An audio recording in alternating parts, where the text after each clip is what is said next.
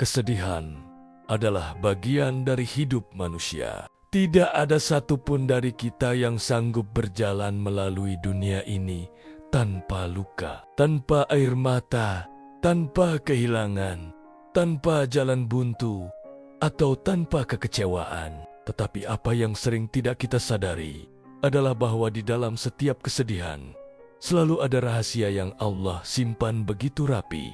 Rahasia itu tidak lain adalah keajaiban.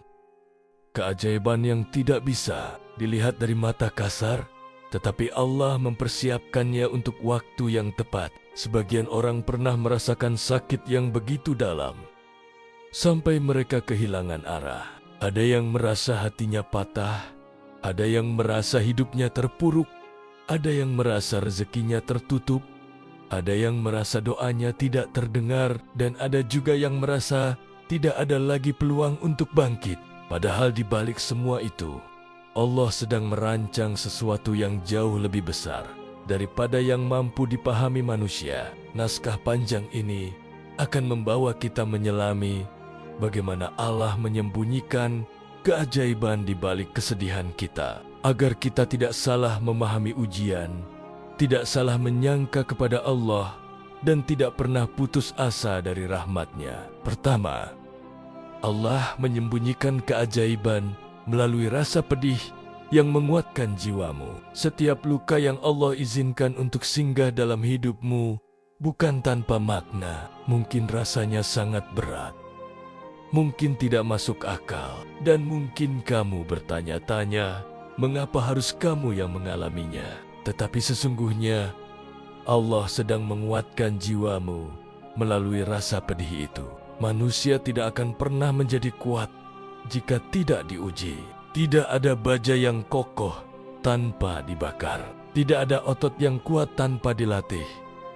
Begitu pula jiwa. Jiwa tidak akan pernah tumbuh jika tidak ditempa. Allah berfirman bahwa manusia diciptakan dalam keadaan lemah, dan hanya melalui ujian mereka menjadi kuat. Kadang rasa sakit adalah cara Allah memaksa kita menuju kedewasaan. Ketika kamu kehilangan seseorang yang sangat kamu cintai, ketika kamu dikhianati, ketika kamu gagal, atau ketika hidup tidak berjalan seperti harapanmu, itu bukan tanda bahwa Allah membencimu. Itu adalah tanda bahwa Allah ingin mengangkat derajatmu. Allah tahu bagian mana dari dirimu yang masih rapuh. Karena itu Dia memberikan ujian yang tepat agar kamu bisa memperbaiki celah itu. Keajaiban yang Allah sembunyikan di balik pedih itu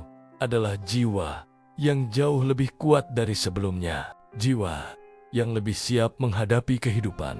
Jiwa yang lebih ridho berjalan dalam kehendak Allah. Kedua, Allah menyembunyikan keajaiban dalam doa yang terus kamu kirimkan. Kesedihan seringkali membuatmu lebih dekat dengan doa. Ketika kamu tidak punya siapa-siapa lagi, kamu pulang kepada Allah. Ketika dunia tidak memelukmu, kamu kembali memohon di sajadah. Mungkin sebelum itu kamu jarang berdoa, atau mungkin kamu berdoa sekadarnya saja. Tetapi saat kesedihan datang, doa menjadi bekal terpenting dalam hidupmu. Apa kamu pernah memperhatikan bahwa saat hati hancur, lidahmu lebih lancar menyebut nama Allah? Itulah keajaiban yang Allah sembunyikan. Allah mencintai suara hamba-hamba yang berdoa kepadanya, terutama doa yang datang dari hati yang patah. Doamu tidak akan sia-sia. Tidak ada satupun doa yang hilang. Jika Allah belum mengabulkan doamu hari ini, Dia sedang menabungkannya untuk hari yang lebih indah. Ada doa yang Allah kabulkan dengan cepat, karena itu yang kamu butuhkan. Ada doa yang Allah simpan di akhirat sebagai pahala yang besar. Ada doa yang Allah kabulkan pada waktu yang lebih baik, karena jika dikabulkan sekarang mungkin justru akan menyakitimu. Kesedihan membuatmu lebih banyak berdoa, dan doa-doa itulah yang sedang membentuk masa depanmu. Setiap rintihanmu didengar, setiap air matamu dihitung, setiap sujud panjangmu dicatat, dan setiap doa yang kamu panjatkan dari hati yang terlukai, Allah pasti menjadikannya keajaiban pada waktunya. Ketiga, Allah menyembunyikan keajaiban melalui orang-orang yang Allah jauhkan dari hidupmu. Ada orang yang kamu sayang tetapi harus pergi. Ada orang yang kamu percaya tetapi ternyata mengkhianatimu. Ada orang yang kamu anggap akan menemani sampai tua tetapi justru meninggalkanmu. Ada orang yang kamu beri hati tetapi hanya membalas dengan luka. Semua itu terasa menyakitkan, tetapi kamu harus percaya bahwa Allah tidak pernah mencabut sesuatu dari hidupmu kecuali untuk menggantinya dengan sesuatu yang lebih baik. Kadang Allah menjauhkan seseorang karena masa depannya tidak baik untukmu. Kadang Allah membuat seseorang pergi karena ia akan menjadi sumber luka yang lebih besar jika terus bersama. Kadang Allah menyingkirkan mereka karena kamu tidak akan mendapatkan ketenangan jika tetap berada di dekatnya. Keajaiban yang Allah sembunyikan di balik semua perpisahan itu adalah hati yang lebih damai, hidup yang lebih baik, dan jalan yang lebih lurus. Kamu tidak bisa melihatnya sekarang karena hatimu masih tertutup oleh rasa kehilangan. Keempat, Allah menyembunyikan keajaiban dalam waktu yang terasa lambat. Salah satu kesedihan terbesar manusia adalah menunggu. Menunggu rezeki yang terasa tidak datang. Menunggu jodoh yang entah siapa. Menunggu kabar baik. Menunggu kesembuhan. Menunggu jawaban. Menunggu kemudahan setelah kesulitan. Waktu yang terasa lama itu sering membuatmu lelah.